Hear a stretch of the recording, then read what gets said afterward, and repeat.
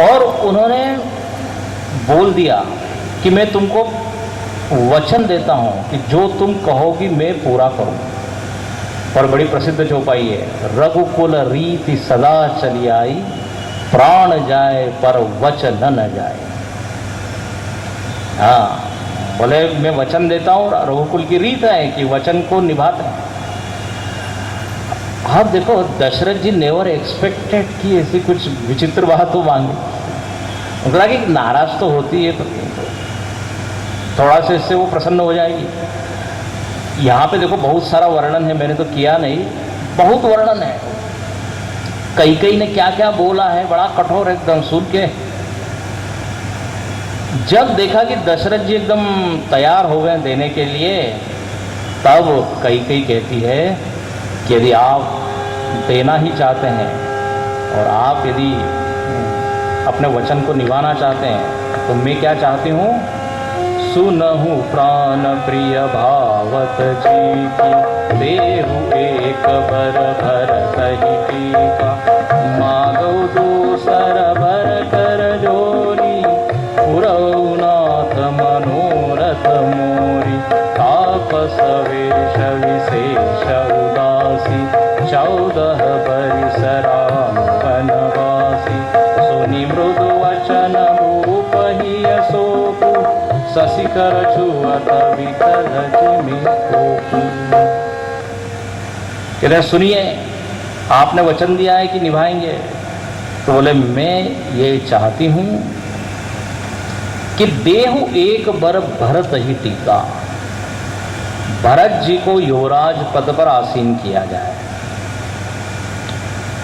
दशरथ जी ने कहा ठीक है, मेरे लिए राम क्या भरत क्या सब बराबर, ये सभी हमारे पुत्र।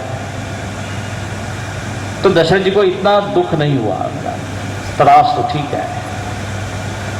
और दूसरा वर कहती है, मांगो दूसर वर कर जोरी।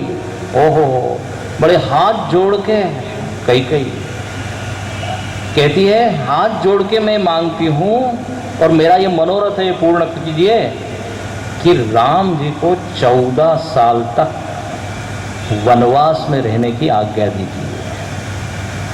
और कैसे, तापस वेश विशेष उदासी, तपस्वी के वेश में उदासी बन के उदासीन भाव से रहे, ये मेरी इच्छा, ये मेरा वर है। कहते ये जैसे ही सुना है, दशरथ जी एकदम उनको सूझा नहीं कि क्या हो रहा है। 1 मिनट तो विश्वास नहीं हुआ कि ये वही कई है जो राम जी से इतना प्रेम करती है।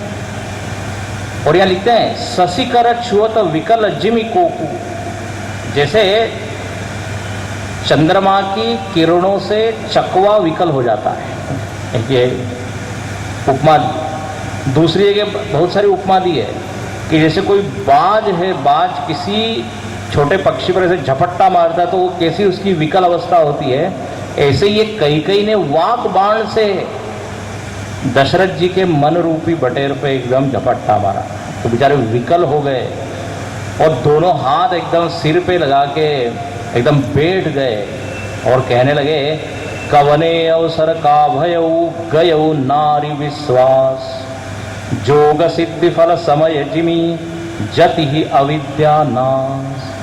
बोले ये किस अवसर पे क्या हो गया, मैंने विश्वास कर लिया मेरी पत्नी पर और कभी सोचा नहीं था।